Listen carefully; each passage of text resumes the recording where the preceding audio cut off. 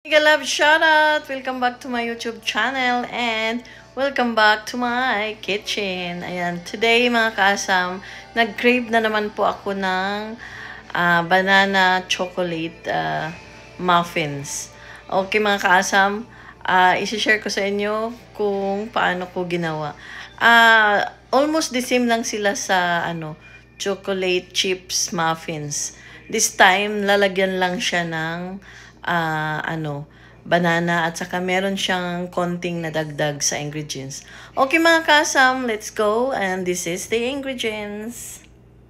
Ito po ang ating mga ingredients mga kasam. Unang-una, all-purpose rice, 2 and 3/4 cups. And ito ang baking soda and baking powder, 2 teaspoons sila lahat. 3/4 melted butter, chocolate chips, and ang ating banana. Ang banana mas masarap kung lata-lata siya dahil maano mo yung talaga ang tamis ng isang banana. Tapos ito po yung ating chocolate powder and 1 cup of hot water, mainit po yan. And ang sour cream. Ito po yung sour cream mga kaasam. Yan. Isasahog natin yan sa ating banana cake, banana chocolate muffins. Okay mga kaasam, this is it. Umpisa na natin ang ating pag-mix ng ating mga wet and dry ingredients. Let's go! Inaturo na po ang ating banana. Ito, mas maraming banana, mas masarap siguro. Ilagay ko na po lahat ng saging kong lata para mas matakam-takam ang banana mga kasam.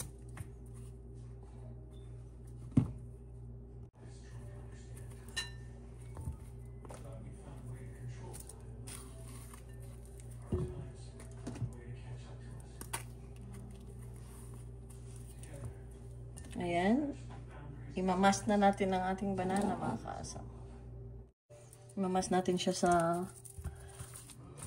potato mass. Pwede din naman na imamas lang ito sa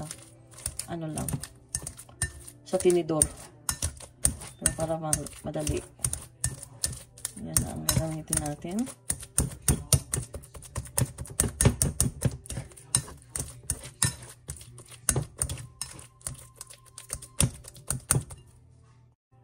Pagkatapos mga kasam, lalagyan na natin siya ng sour cream.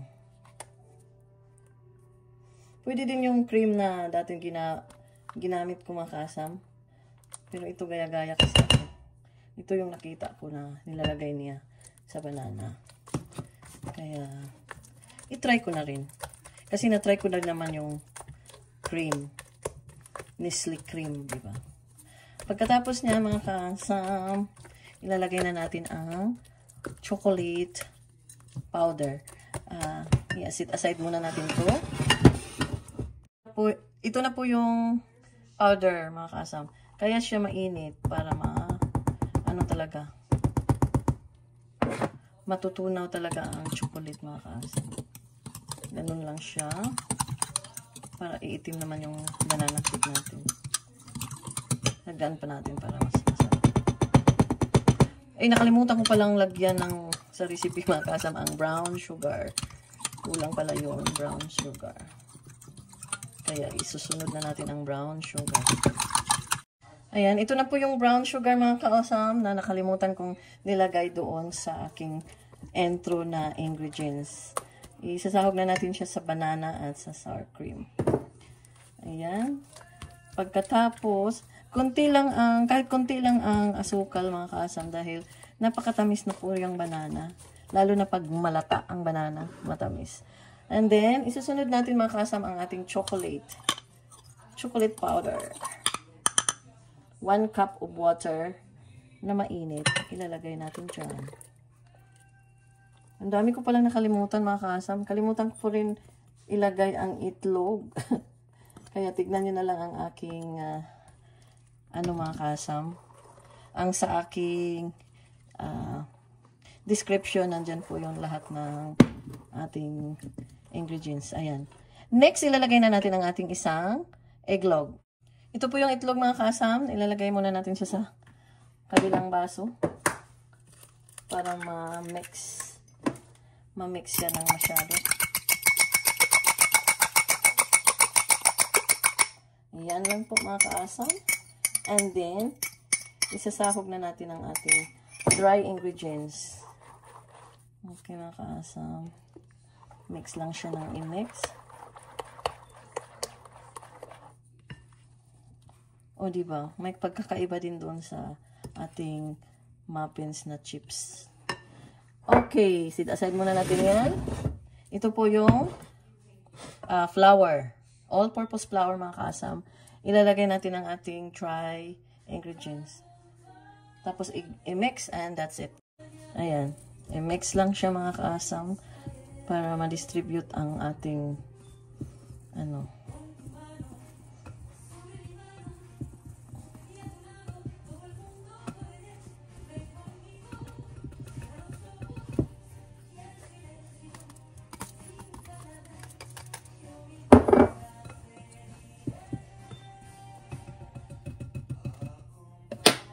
Tapos, ilagay natin ang ating chocolate chips.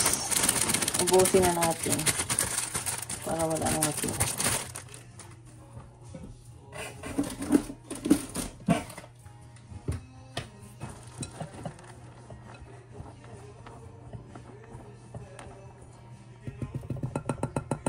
Okay mga kaasam. Last na ingredients, ilalagay natin ang ating melted butter mga kaasam dito sa ating chocolate. Ayan. Yan po ang melted butter.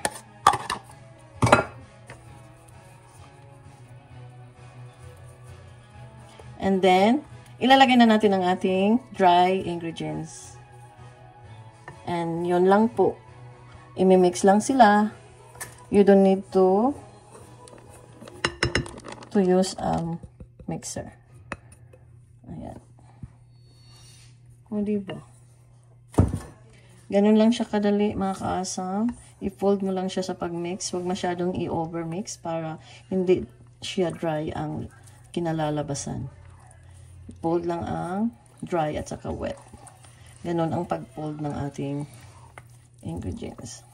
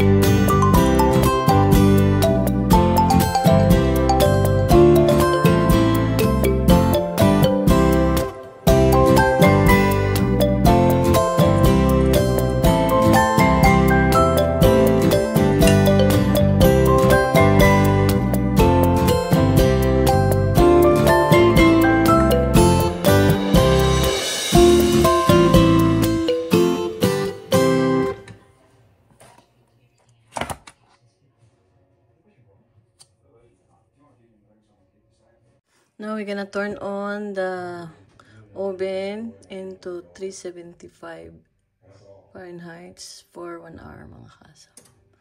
Ayan. Meron pong sobra, so ilalagay ko siya sa malaking pot para cake na rin. Ayan po, dahil maraming saging tayo kaya may sobra, nilagay ko na lang siya para banana chocolate cake. O, diba? Hindi lang muffins, meron pang cake. Okay, maghintay na lang tayo. Iinit ang oven para ipasok na natin siya sa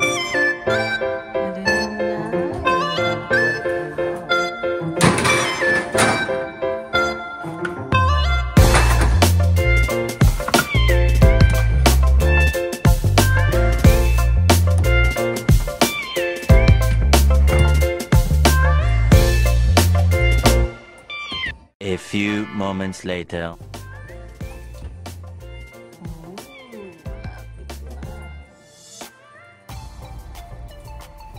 Ayan, as usual mga kasam, i-check natin kung wala na bang dumidikit sa toothpick.